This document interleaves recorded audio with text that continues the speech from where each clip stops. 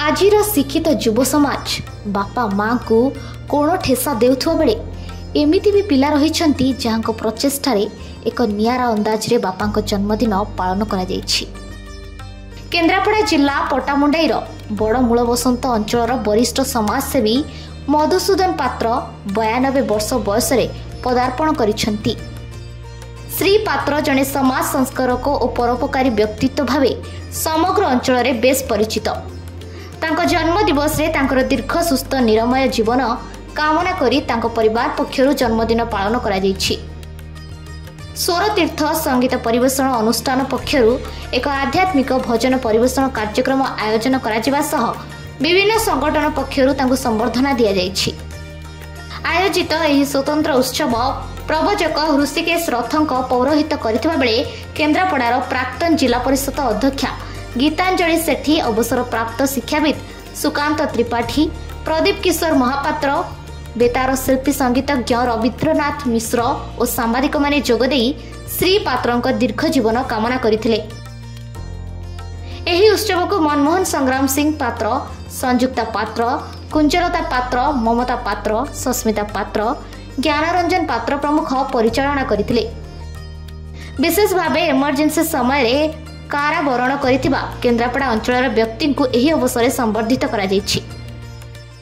आज आम समस्तंकर प्रिय अत्यंत अपनार मधु भाई मधुसूदन पात्र जे जड़े अवसर प्राप्त शिक्षक एवं जड़े शिक्षाविद समाजसेवी राष्ट्रीय स्वयंसेवक संघर जड़े पुरातन कार्यकर्ता तांकर 92तम सुनक्षत्र दिवस पालन करा जाउछि। यही अवसर में संपर्क में आसीथिबा अनेक बंधु माने विविध क्षेत्र बंधु माने एटी उपस्थित अच्छंती। परिवार तरफरु सुनक्षत्र दिवस प्रतिवर्ष परी ए वर्ष मध्य पालन करा जाउछि।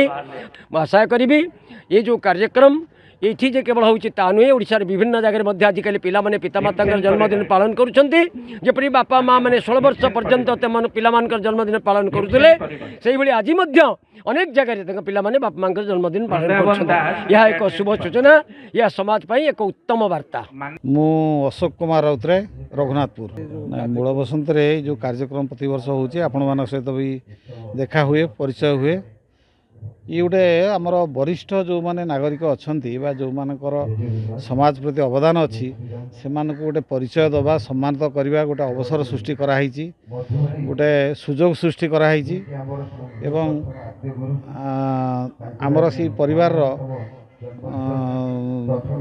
गोटे जन्मदिन बापांकर जन्मदिन पालन अवसर रे तांकर खुशी पाई बा तांको सम्मानित करिया पाई एई प्रकार व्यवस्था करा जिबा सहित इटी एई अंचलर जो माने समाज प्रति जो मानकर अवदान अच्छी, जो माने स्वाधीनता संग्रामी अच्छी, जो माने इमरजेंसी समय रे कारावरण करथिले, जो माने बाबरी मस्जिद समय जाई सुदूर अयोध्या रे कार्यक्रम में भाग नहीं थे, सब एकत्रीकरण कराई सम्मानित कराऊँगी एवं छात्र छात्री मानू पुरस्कार वितरण कराऊँगी एवं विशेषकर ये गोटे वार्ता समाज को दि जाऊँगी जे आमे आमर जो मैंने बापा माँ अच्छा जो मैंने आज वरिष्ठ नागरिक बा जो मैंने को बयस अधिक है से माने आज एकुटिया नहांती आमे माने तांको सहित रहीचु एवं तांकर भल मंद बुझुचु, तांकर सेवा शुश्रूषा करुचु एवं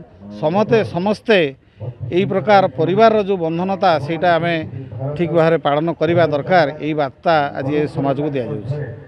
मैं बापा बापा आमको जन्म देइचंती, बापा आम कर्तव्य करचंती, आमर तांको किछि कर्तव्य करबा आवश्यक बोली आमे करूछु। बापा टे खुशी रहिबे, बापांकर बापा को देखुचंती आज आसी 92-93 वर्ष रे बापा टिके तांको जन्मदिन पई केते खुशी रहिछंती आपण देखुचंती।